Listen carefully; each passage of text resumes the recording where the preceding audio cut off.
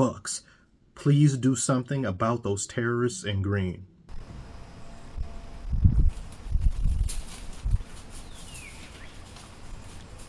Can't depend on nobody for nothing. Look at Jalen. All team canine. Somebody get this dog off the court. It's Giannis' spawn day. Happy birthday to him. Jalen decided to gift him disrespect. Kudos to him, though, because he actually did the too small emote properly on a defender that's a lot taller than him. Then he gets up in Kumpo's face. Did he wag his finger, or did he say, bring it? Just bring it. But I get it, as Giannis started it when they played each other last. He elbowed him, surprised there was no call. Then he looked down at him. Then he too slows him. Ugh. Are you laughing at that? Do you think it's funny, or does that kind of piss you off? Giannis is a child. I'm just focused on helping my team get a win. And Giannis was actually surprised Jaylen Brown took some offense to that, which I do get it. I understand. I mean, you elbow me and then you too slow me. I'm going to feel a certain type of way. And then this man justified it by saying it's something he does to his kids. It's nothing but fun. You play basketball is something fun to do. I do it to my kids. Jaylen Brown is sometimes he's one of those kids. I baby him. I put babe in bonnet. I feed him with teaspoon. I burp him occasionally. I change his diaper, but he's too stinky. Smell like pistons. No, too stink for me. Jokes aside, he literally said in the interview it's something he does to his kids. Now, if I'm Jaylen Brown, I'm anybody in the NBA is like, I'm not one of your kids. No, don't do that to me. I wouldn't really be angry about it because that's good trash talk. He even said he'd do it again if given the opportunity. Giannis is a menace. And they teed Jaylen Brown up for this. So lame, so weak, so soft. Weak-ass refs, weak-ass league. But anyway, even though the Bucks lost, they performed great up until the last few minutes. And Middleton came back this game. This is only the 9th time Doc Rivers has had all 3 of them in the lineup simultaneously. Middleton has to get healthy. He did not have a good game. I realize he didn't start. He's on a minutes restriction. He's just coming back. He's just getting his legs up underneath him.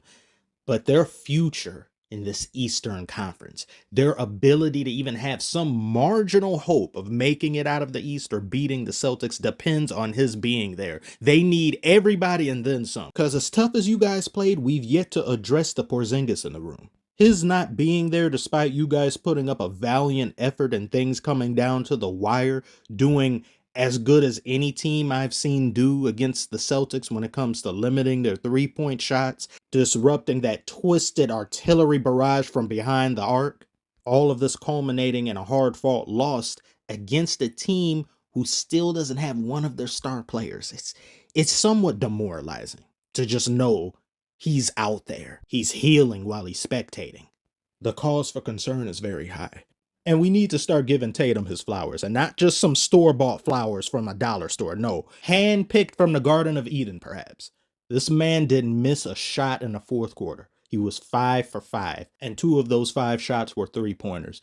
The man is kind of him. We're just going to have to admit that. I know a lot of people, some people may be watching it. There's NBA Twitter, they be ragging on this man because he has no aura, apparently. They also say he's corny, he's scripted, he tries to make memorable moments, and then they just come off cringe. Compared to all the buffoonery that happens in the NBA, he's a regular guy who's very unselfish, plays team basketball, and he's one of the best players in the NBA. I don't know what, I mean, other than what, you wish he was cooler? You wish he had more of a dog in him? Yeah, that would be nice. But so long as you're winning games, it doesn't really matter. But what I loved about this game, particularly from Dame himself, Dame is looking like the Dame that I expected would be there last year. He's looking consistent. He's dangerous. He's a threat. He's a surefire bucket. It's something that was sorely lost on this team last year. But this season, he's automatic. He's averaging 26 points per game. Look at that shot right there. He would do that so many times last season. And it's not like he couldn't create space. It's not like he's diminished in his ability to do that, shoot off the dribble and do all of that. It was just not falling. And I'm looking at him saying, Why is that not going in? Dame and Giannis pick and roll wouldn't result in enough. It wouldn't be as effective as it should be. And you had Giannis doing most of the heavy lifting without Dame coming along being Dame as we know him to be and as we know he's capable of being. Dame time didn't appear as often as one might like. But when it did appear, you're like, oh, there it is, there it is. But now it's consistent. It looks like he's figured something out, or maybe he's just gotten his mental better. I don't know. I'd already covered how last year he was saying how he was bored, wasn't much to do. I know he was dealing with a divorce or he was dealing with separation from his long-term partner. So it just looks like he's in a far better headspace than last year. And the Bucks, they've really come alive in just the past few weeks because they started horribly, as I previously said, and they've just clicked. They've synergized and they've been on a roll. And that dude, AJ on the that dude is deadly. That dude is a problem. But even with all these good factors to take into account, you've got Brook Lopez, of course, you've got Portis, you've got all of these veterans. Your window is probably closing after this year. You have to make something of this season because next season, people are only going to be older. Some contracts are going to be expiring. And the Celtics are only probably going to get better, if not stay relatively the same. And the same that they are right now can't really be dealt with by any team in the NBA other than perhaps maybe a fully healthy OKC. And this shot at the end, Giannis, what are you doing? You're not that guy, pal. Trust me. You're not that guy. After the game on the panel on ESPN, they were saying, oh, they were just tired. Yeah, they were tired of making shots. I don't understand why that was the go-to decision, considering Giannis has only taken a few three-pointers this year and only made even fewer than those. Why something else couldn't be drawn up, I don't know. They let the Celtics go on a run initiated by Tatum.